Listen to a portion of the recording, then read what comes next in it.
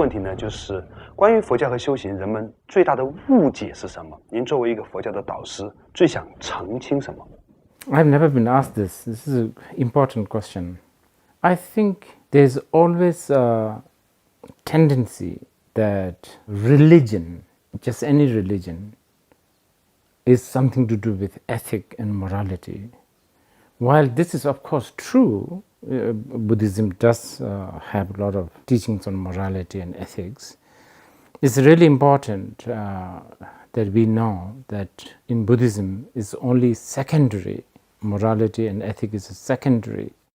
Wisdom, the quest for the truth, is the primary. That's the most important. Liberation is fundamentally discovering the truth. One who is liberated is named as the Buddha. From the practitioners, from the academic students, from just bystander, just out of curiosity, every time I get asked questions about Buddhism, the decision is already made that Buddhism is something to do with morality, and that's usually sort of the beginning of the miscommunication. You know, I feel it's like if you ask a scientist, as a scientist, should we not take garlic? It's almost like that. But understandable because, you know, Buddhism does have a very elaborate and long-standing sort of traditional, that cultural and religious aspect, which also serves lots of purpose.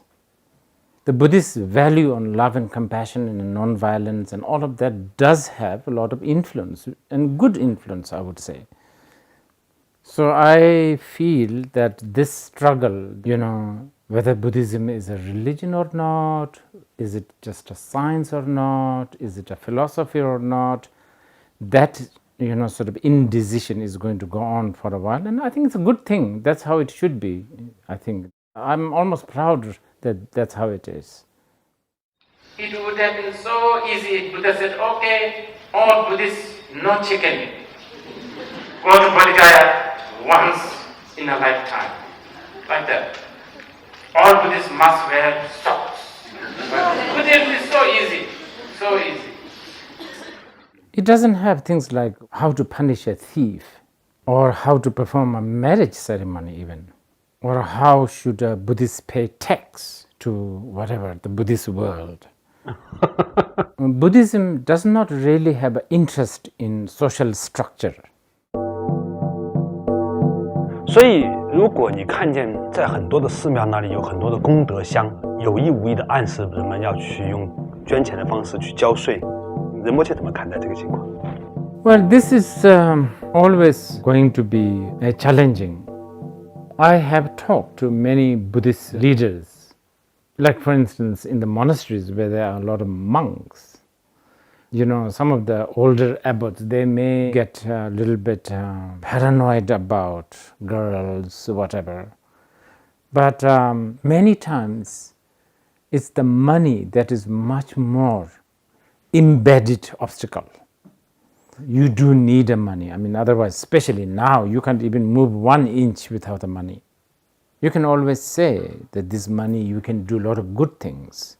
And oftentimes, a lot of good things happens because of money. But it is also because of wealth, or the money really corrupts a spiritual person's mind. Because the girl issue is very visible, black and white. Also, it ruins just 1, 2, 3, maybe 100 people. But money is so gray, and it could ruin the whole monastery, and still not know that we are ruined. Yes. It would be good if there is a knowledge from both sides, the receiver and the giver. If this is given properly and received properly and used properly, it would be good. But I just don't see that such organization, you know, that will take a lot of organization. I don't know how we will be efficient.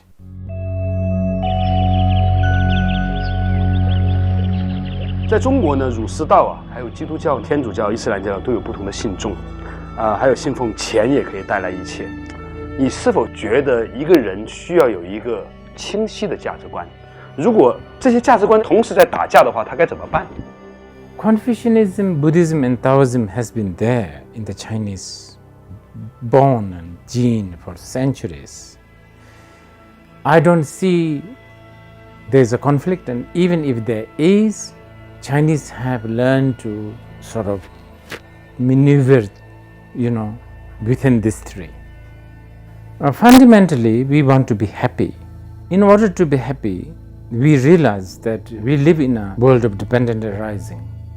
So there is no such thing as only I become happy. It's just not possible, mathematically speaking. This is where I think people who only believe in money, but nothing spiritual, maybe this is something they need to know.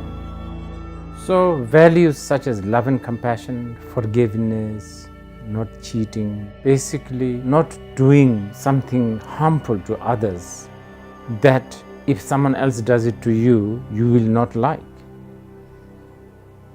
There are certain religions that talks about how only their way will work and only their God is the true God. The problem with that is it always excludes those who don't follow that system.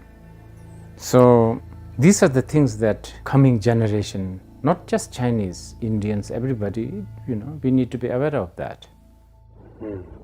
我听出来了，这个仁波切对于一个更开放的社会的一个期许。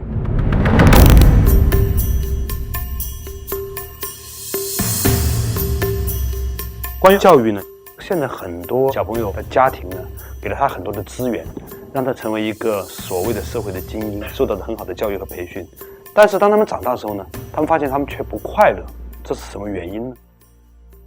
It's like this. I think parents, teachers, school, all of this fundamentally needs one humility, and that is accepting that we are brainwashing them.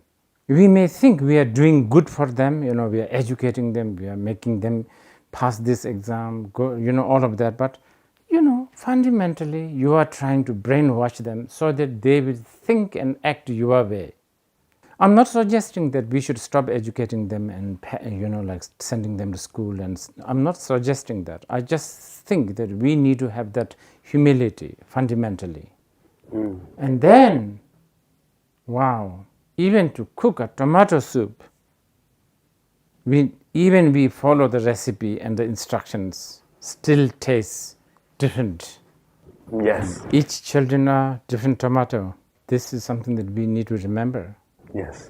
And as we know, many of the not successful people have never finished their schools. We need to think about how to give our kids confidence. Confidence of not being a graduate from an elite university, but confidence of being simply human. That's, I think, kind of fundamental. Because many times we are given a reference. We are supposed to achieve confidence when we reach that reference. And that's like sucking up into someone else's ideas. Human beings are fundamentally kind.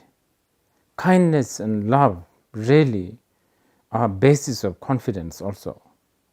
By and large, we have almost all of us appreciated when a love is given. I mean, when we begin with, when we were a child, we appreciate our parents for giving us love and caring. So we have a very good reference. And thinking about the whole rather than just parts, that's also quite important. I think the children need to be taught that there is a basic goodness that they have.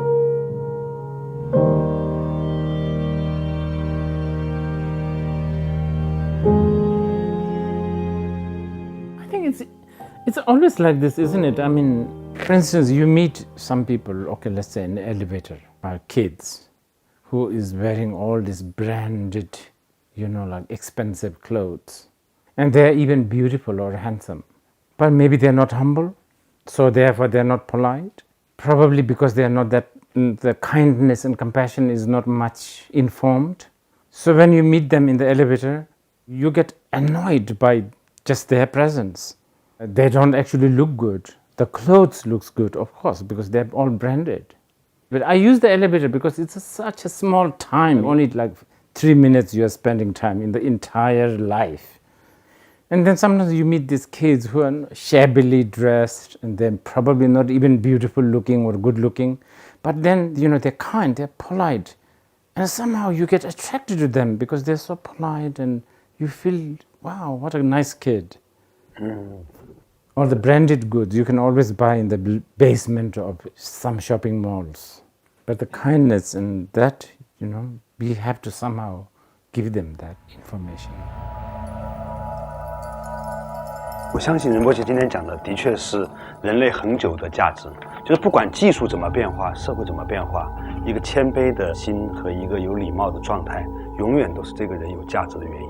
Yes, because, I like when somebody is polite to me. 对， So they must like if I'm polite to them. It's very simple. 这就是同情吧，我觉得同情和共感力可能是